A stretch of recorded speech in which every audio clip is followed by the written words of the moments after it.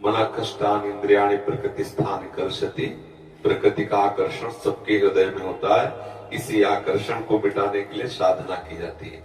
यदि हम भगवत नाम जप करने वाले संतों का संग करें और नाम जप करते हुए पूर्ण प्रभु के आश्रित अंदर से हो जाएगा। आसक्ति सबके हृदय, जितने संत महात्मा सबको पूछ लो, जितने बड़े बड़े महात्मा हुए, या तो भगवान और या तो भगवत स्वरूप आचार्य से जितने संत हुए उसी आसक्ति को मिटाते हुए वहां पहुंचे। कोई ऐसा नहीं कि जन्म से अनासक्त हो। जन्म से अनासक्त है वही जो भगवत स्वरूप को प्राप्त हो गया है। तो एक साधक इसी आसक्ति से ही आगे बढ़ता है।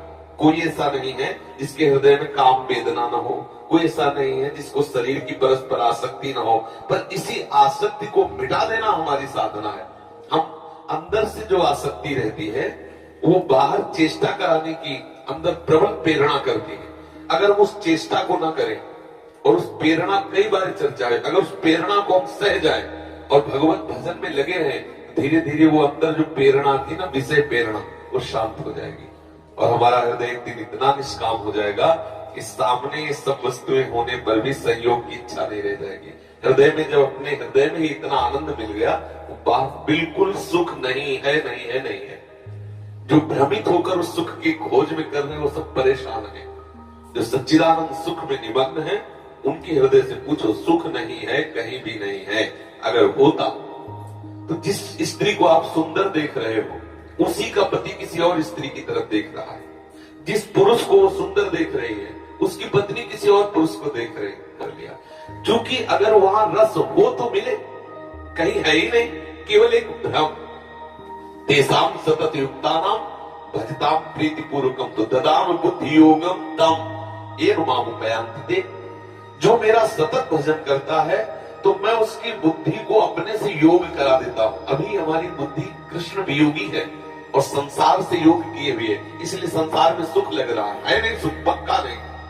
कहीं भी किसी से ईमानदारी से अगर पूछवा लो, थोड़ा भी भजन करता होगा तो, भजन नहीं करता तब तो फिर नाली का कीड़ा नाली में ही सुख मानता है। उसको कैसे बताया जाए कि अमृत की भी कोई एक कुंड है, अमृत की भी कोई स्वाद में ही वृत्ति है, वो क्या जाने नाली का कीड़ा, निष्ठा का कीड़ा क्या जाने कि अमृत कुंड कैसा होता है। ऐसे सच्चिदानंद प्रभु के नाम रूप लीला का क्या सुख है, वो विषयी जीव क्या जाने। थोड़ा भी भजन अगर करेगा तो उसको पश्चाताप होगा, क्लेश होगा, अशांति होगी, लेकिन मैंने ऐसा क्यों किया, क्योंकि सुख है नहीं।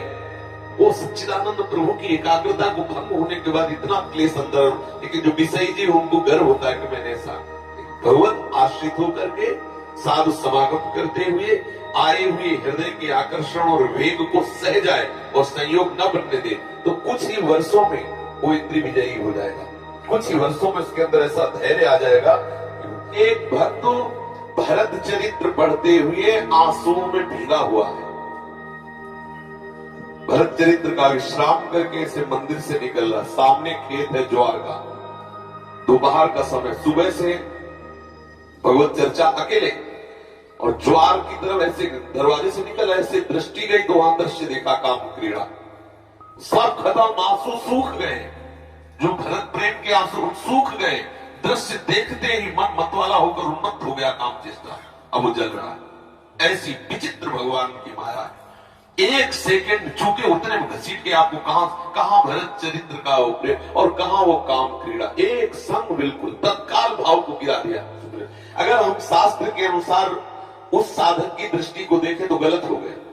भरत चरित्र करने के बाद नेत्र नीचे करके अपनी कुटिया में जाना चाहिए। आपने बाहरी दृश्य देखा क्यों?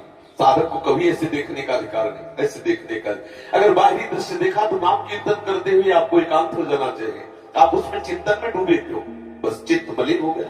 चित्त मलिन कितना समय लगेगा हम संभालने, जब जब वो दृश्य आएगा तब तब तो उसके हृदय को व्यथित कर दे। इसी चूक में तो अजामिल जी भ्रष्ट हो गए।